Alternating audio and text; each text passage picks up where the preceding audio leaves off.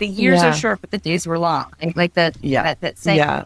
That saying. Because it'd be like, you'd get up, you'd have breakfast, you play a little bit, you go to the playground, you come home at 10 o'clock, and you're like, yeah. I know. I remember that too, where I was looking at my watch. I'm like, oh, it's probably almost lunch. And I look, I'm like, 9:30? Are you kidding me? We are Moms Unhinged, a nationally touring stand-up comedy show. Join us in our podcast as we explore everything from motherhood, midlife crisis, marriage, divorce, online dating, menopause, and other things that irritate us.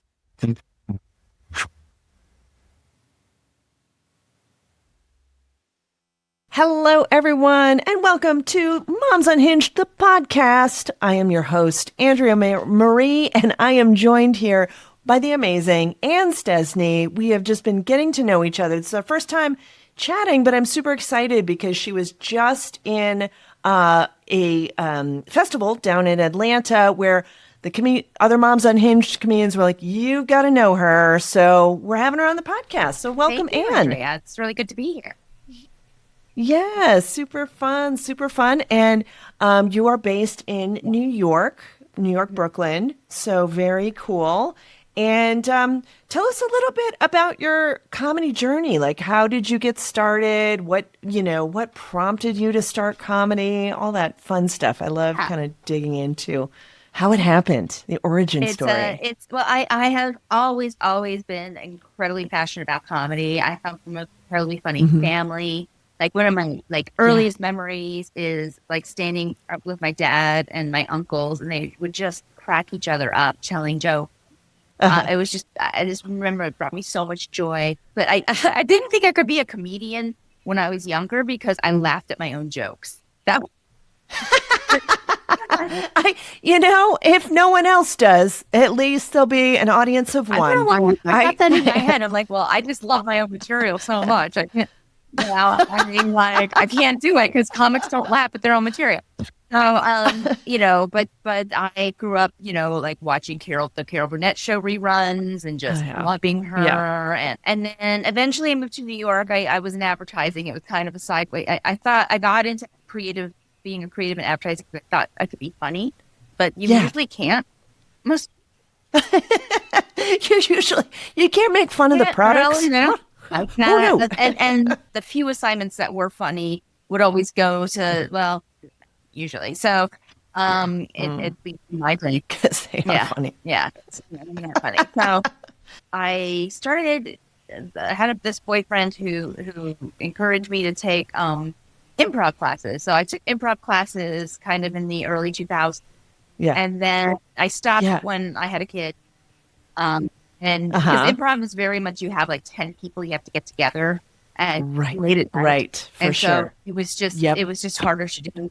It's hard. So I left that, but I kind of felt like something was missing because I wasn't doing comedy anymore.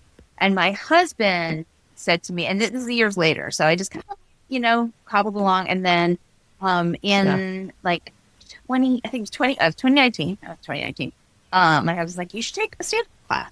You should try. And I'm like, that always seemed really scary to me, but let me just take a class. And the class, I could handle a class, Yeah. I immediately got the bug. And I started doing open mics, but then I got really discouraged quickly. Because, somebody said, you're always, I think anyone who wants to do stand-up is funny. You're funny. Like, you're definitely funny. Yeah. But it takes a long time to get good at comedy. Right? So.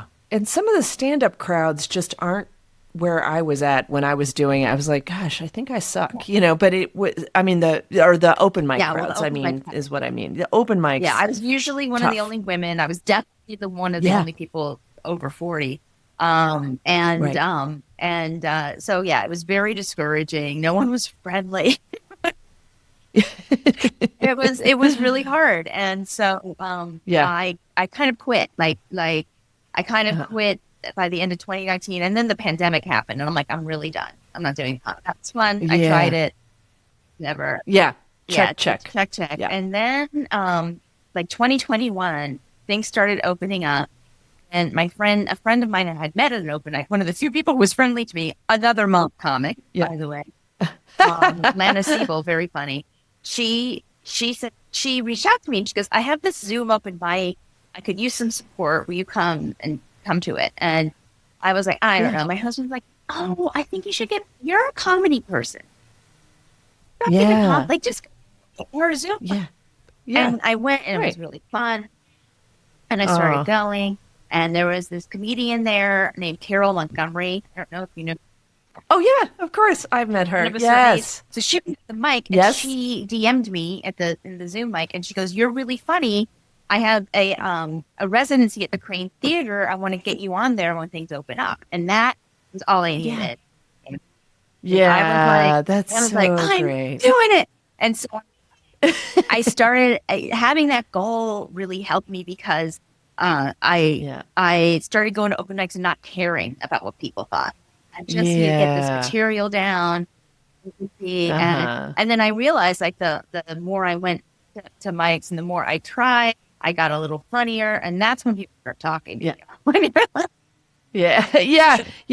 Well, and also I remember there was one comedian who I'll never forget what she said. She had been in the scene for a while and she's like, I don't really even want to know your name until you keep coming for at least 6 months, and that is, I can see how that can be because people come, they go, people want to know you're committed, you're working at this, you're serious, so. I agree. Yeah. I think that was part of it too. And so I started knowing people and that was when I kind of locked in. I'm like, this is what I'm going to get better at this. I'm going to keep doing this.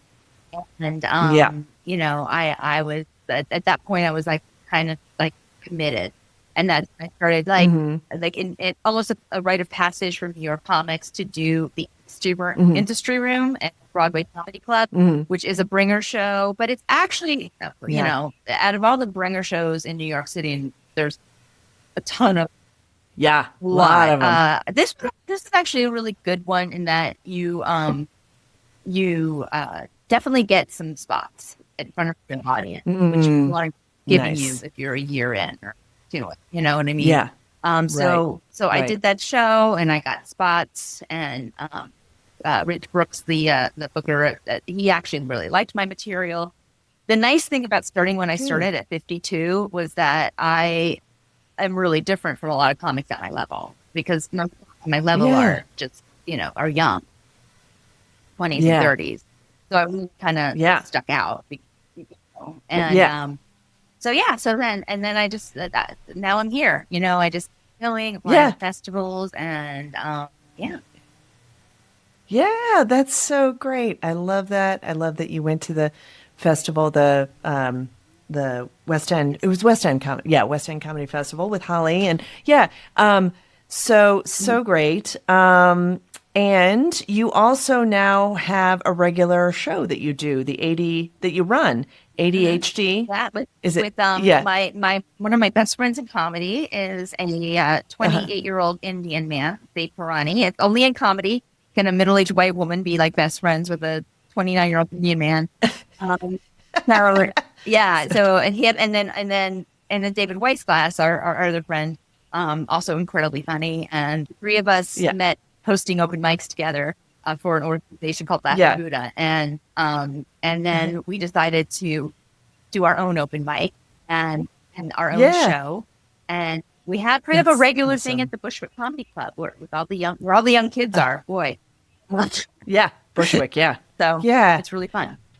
That's so great. I love that. Well, congratulations on that. And I'm gonna share, even though I don't know what it is exactly, but you've got a TV appearance coming up, which is so fun. I love that too. I have that. I can't tell, but can't say. TV appearance, and it's gonna air in May. Okay, great. Well, we'll watch out for that. Stay tuned. I think they told us like in April they're going to send us the materials and we can start promoting it on our. So soon. Yeah, that's great. And before we hopped on here, we were talking about the role of self-acceptance that you have now began to really embrace, which I love. And we were talking about some of your content. You've got some great content around that too.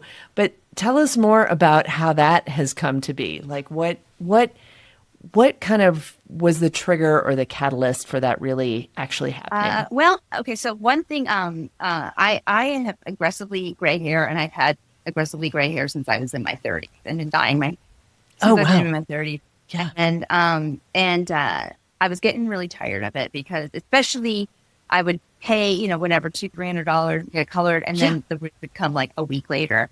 And so my son said, "Why don't?" And I was like, "I don't know if I want to do a gray." It's like, "Why don't you do it when I graduate high school?" So I'm like, okay, so we graduated high school last year, 2025, and I started letting the gray grow out, and I'm getting so many compliments on it, and it's like, I feel like it's me. I feel like it's so me. I feel like, I don't know. I just feel more relaxed about myself. And so I just started writing material just about that kind of physical self-acceptance that it's really hard when you're, when you're getting older and 40, 50, and like things are like changing and shifting. Yeah. And I don't know why. I never thought it would happen to me. I don't know about you. I know. I always thought, oh, they're getting wrinkles, but not, I won't. And so that's kind of been my material. I've been working on that. I had a joke that I let my hair go gray because I'm a woman. I'm middle aged, and I thought, what can I do to make my status in society even lower? So. But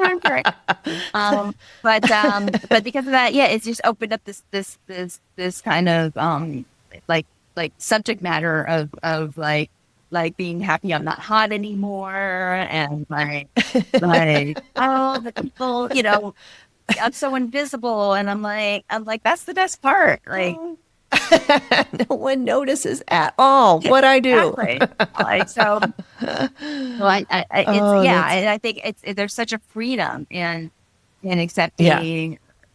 It's the physical part of myself that was, and I never was a girl that finer looks. Like, I was,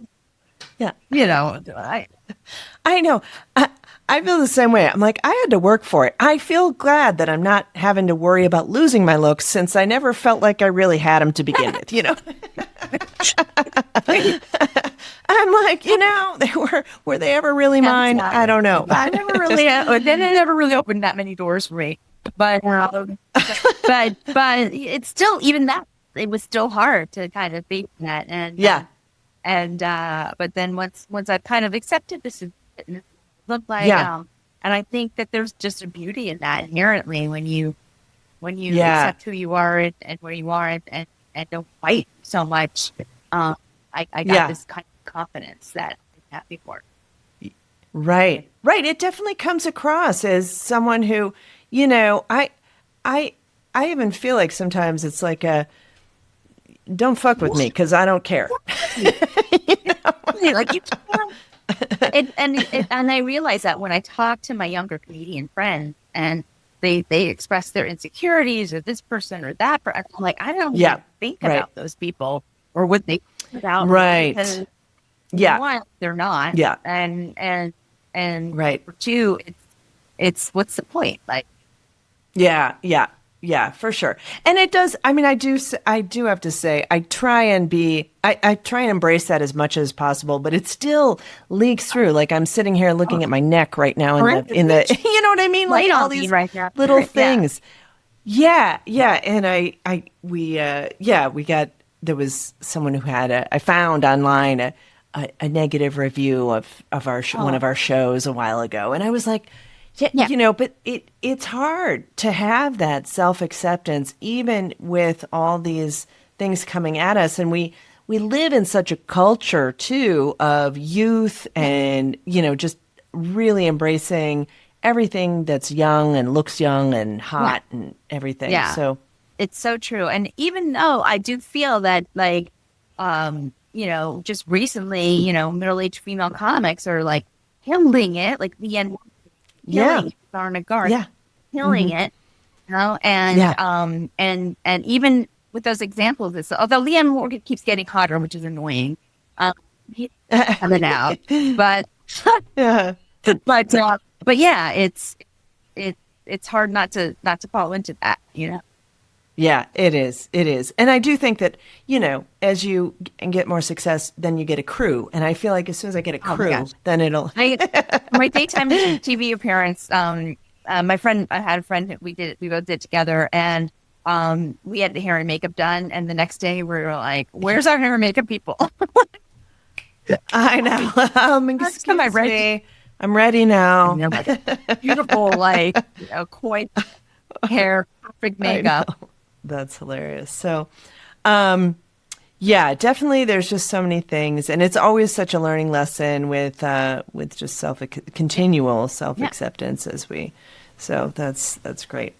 Why don't you? One of the things I love to ask people coming on is just for an unhinged. So you have one One 18-year-old child, boy. one 18-year-old. So is he? So he's graduated. Out of the Is he house. in Yeah. college now? Okay. Okay. So he is out of the house, official empty Yeah. nester. That's amazing. I'd love to hear an unhinged moment from, being a mom. It just always makes us all feel better about Oh yeah. our things that go wrong, I have a super unhinged moment. So he was like 12 years old. My husband was out of town for the weekend, and I'm the fun parent. My husband, I'm like, Uh-huh. Yeah. my Yeah. husband like worked from home and was more of a stay-at-home dad, and I went to the office. So I was like, good, my husband, and so Yeah. he's out of town. We're having such a great time. Like we're having Shake Shack for dinner. We're like watching it in front of the TV. We're like having a cool, like so much fun. And then the next day I had to go get my hair done, and he had a swimming lesson not too far from our apartment. And I said, just take your bike and go to your swimming lesson. And he kind of, I'm like, no, you've got to go to your swimming lesson. Go to your swimming lesson. So Yeah. he went to the swimming lesson. I went to get my hair done. I came back. He was home. Shouldn't have been home. And Yeah. he was like, oh, there was a street fair and I couldn't get my bike. And I'm like, and I remember, I've never been that angry at him, and that I lost it. I was like, I was so, and like,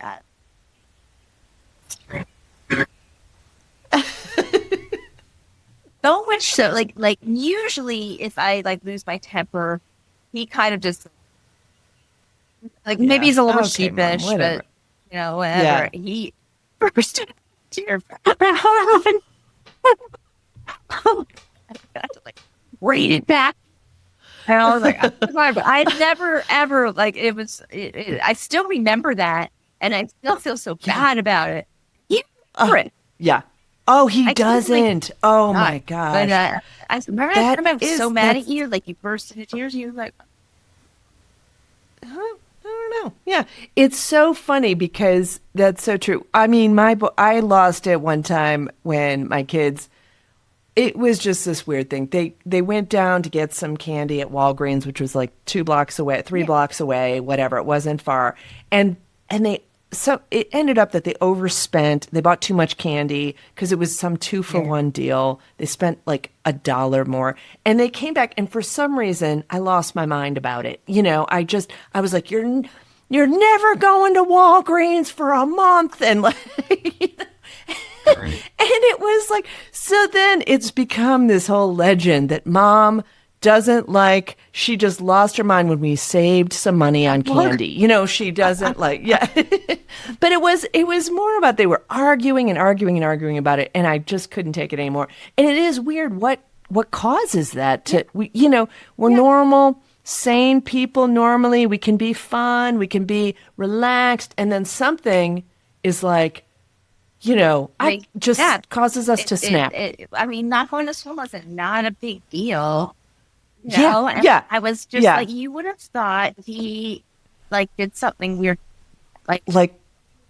or committed some, minor crime or something. It was nothing. It was just like, yeah. And Yeah. That's so hilarious. That's so hilarious. So now, did you raise him in New York the whole time? he was born in Manhattan, and right before he was 1, we moved over to Brooklyn to a bigger apartment, and this is where he's been born and raised. So, yeah. Oh, that's great. That's great. So what are some of the challenges you've had with raising a son in the city, raising a child. It doesn't matter, son, whatever. The biggest challenge was that um uh he like we had to be with him all the time. But like we either set up play dates Oh, or whatever. Now when right. he was around 11, we were willing to let him be a little more free range, but no other parents. Uh-huh. Like no one go to the Oh, playground by themselves, in the park by themselves. right. So Right. it was really a challenge to he was not a sports kid, so he sports on the Uh-huh. weekends, and I think kids for him to Yeah. play with Oh, God, that's soccer funny. or I didn't. baseball or Yeah. whatever was Yeah. actually a challenge because he wasn't like a theater kid either. Like, and those seem to Uh-huh. be the only Yeah. kind of there's theater kids and there's sports kids, and Right. I actually found like Right. a place called Brooklyn Game Lab because he's very much into Magic the Gathering, this card game. So not a place Oh, for him there, yes. but that was the big challenge is that you always kind of have to with them. You can't just send them to the Right. backyard or Right. Yeah. whatnot.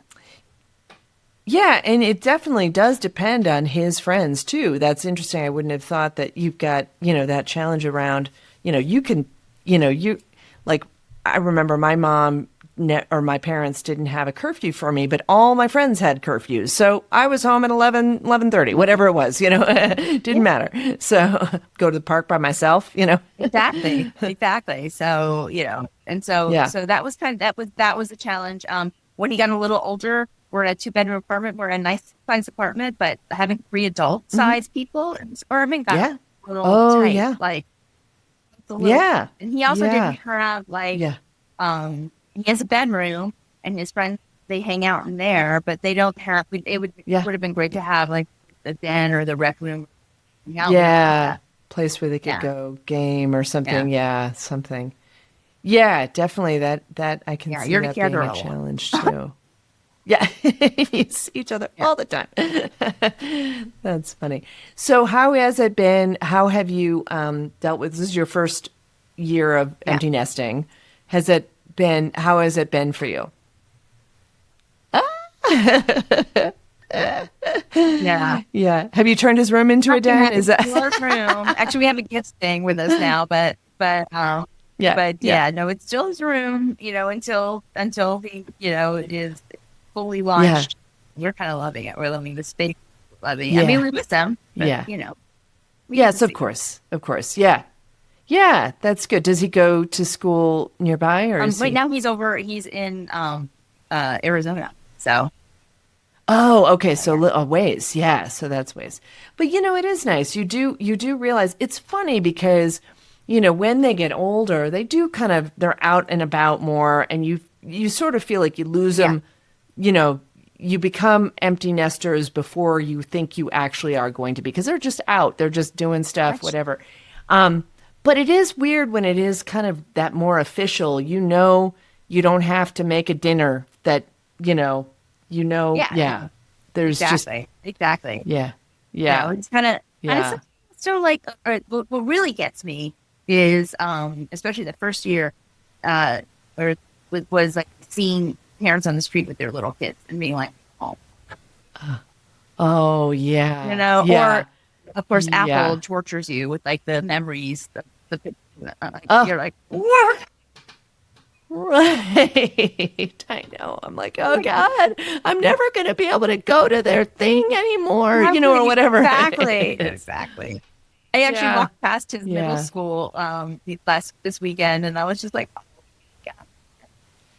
I know. It really is wild how fast it does go. Like at the time, I was like, are you Yeah. kidding me? I am dying here. But then, when you finally do get to that emptiness point, you're like, what? How did that Wait a happen? second. What? It's so funny. Like the years Yeah. are short, but the days were long. Like that. Yeah. That saying. Yeah. That's saying, Because I know. it'd be like you'd get up, you'd have breakfast, you play a little bit, you go to the playground, you come home at 10 Yeah. o'clock, and you're like, Yeah. oh, I know. I remember that too. Where I was looking at my watch. I'm like, oh, it's probably almost lunch. And I look, I'm like, 9:30? Are you kidding me? great, it's snack time. I know. Yeah. So, yeah, it's great, but I would change it. I would not change a thing. I love being a mom. Yeah. You Yeah. know, sometimes I'm like, oh, we should have had another, but like, Yeah, I know. It's always, everyone's journey is different. And at the time you make a decision and, it's the best decision at that moment. So, it's hard. Now, did you work while he yeah, was young or yeah. did you, I was full time. My yeah. husband was So, stay at home with him, and I yeah, worked in advertising and for yeah, well, right. oh yeah, I did work for an agency when he was first born. And then I went and moved. I was at DDB, part of DDB, and then I went to Gray, a big agency, and I worked Okay. there for a good 8 years. Yeah, great. Yeah, that's right. You had Yeah, mentioned that you were, yeah. So, um, and then when did you start comedy? How old was he when you I started know he was comedy? in puberty because that was one of my first jokes. Uh-huh. Was that I think he's probably 12, or maybe 11. Like I'm going through menopause and I have a 12-year-old going through puberty, everybody's sweaty and no one's getting laid. That's a good That's the first vibe of joke. my That's house. I really good. coping with it, even though he Yeah. has puberty. Y- Yeah. Um, Yeah. Yeah. but yeah, that was I my know. first. So he definitely, I think he was like 11 when I started. Uh-huh. Yeah. Did he know what you were Oh, doing or did he I like run all have, my jokes by yeah. him, and I'm like, yeah, Really? about him, Oh my and any gosh. joke, not all my jokes, but Yes. any joke about him, Yeah. I get his approval Yes. on. Like I'm like, and then there's Right. only been one joke where he asked me to take it off my Instagram and not do it anymore. Okay. And then there was another joke Okay. that he's like, you can say it as long as I'm not in. And I'm like, all right. He's Oh, like, I think wow. it's a funny Okay. joke. So Yeah. he loves comedy too, and he's very supportive, Yeah. and even told me like recently, like I really respect what you've been doing with comedy and how you've stuck with Oh, it. that's so So nice. yeah, Yeah. are That's your really nice. kids That's like so, comedy? yeah, so I didn't let my kids see my comedy for a long time. I started when they were young. And, I just was worried that they were going to think that I didn't like being a mom, because I Yeah. would say, like, my joke is every day with the damn dinner, and, that, you just don't, no one warns you. And so, I just didn't want them to feel like, they had a good sense of humor even when they were young, but I didn't want them to feel like I was really, actually mad about it. I was just trying to shine a light on how challenging it really is. And so then I finally let them see when they were like 18. And, at that point I knew, that point they had heard some inklings and it was on YouTube. So I don't really know if they Yeah. watched it on YouTube, so, and I also did have some jokes about the divorce. So I didn't want Yeah, them yeah, to feel bad about that. But I mean, my ex-husband knew about my jokes too. yeah. So, he was like, well, okay, you can say that. I'm like, yeah, because it happened. I'm not saying anything not true here. Yeah, so it is a challenging thing with, having, maybe the kids be a little bit more of the subject matter and, so and it seems like people do it differently. So that's good that he was on board with it. Yeah, no, he's a So, really, really good sport about it. Because yeah, I mean, yeah. my first type 5 is pretty much all about him and being a young teenage boy and the things he do. So Yeah. yeah, very. Yeah. Yeah, that's good. That's good. Um, Anything exciting that you're looking forward to? I mean, obviously you've got the Yeah, TV thing coming up. Anything else you're excited about? I am. Well, I'm still like our ADHD show. We're gonna have another Yeah. one in May, or no, April. April. Great. We have to just Okay. confirm the date, either the 23rd or 30th. So I'm excited Yeah. about that, and Yeah. producing that. We haven't decided. My co-producers, I have to just pick the lineup, which is the most fun Right. part. And well, not Yeah. as fun because you want to book everyone you love and have I know. so many points, right? Yeah. I know. It is So, challenging. yeah, That is a but hard thing. I'm looking forward to that. Yeah, those are kind of the two things on the horizon, and I'm waiting to hear back from some Yeah. festivals. Yeah. Oh, that's great. I know. I find festivals to be really fun because you get to really find some new people, and that's, it's fun to connect and all get to commiserate about the challenges of doing comedy, and Yeah. especially, and it's nice to see. I've seen more women representation, so that's Yeah, great no, too. Liston had a Yeah. great spectrum of comics, ages Yeah. and Yeah. ethnicities, and it seemed to be a pretty Yeah. even male-female um, Yeah. ratio. So, Holly did an amazing That's job. great. Yeah, she's great. So great. And well, tell us where we can find you online. We'll have the links in the show notes, but let us know how people can connect with you, follow Yes, you, all that you stuff. can follow me on Instagram at acedescomedy, and that's probably the best place to find me. I'm going to be launching a website soon, so probably within the next month, Great. which is also Yeah. acedescomedy.com. But Okay. that's coming. I'm waiting for the TV appearance to kind of put that Yeah. out there. Yeah. And Yeah. those are the best places to find me. Awesome. Awesome. Well, thank you so much for joining us. So fun talking to you. And yeah, we'll see you online for sure, and hopefully get to meet you in I person hope sometime. so. Okay, thanks so much, Andrea. Thanks for listening, and make sure you subscribe, share, and follow us on the socials to get more comedy clips.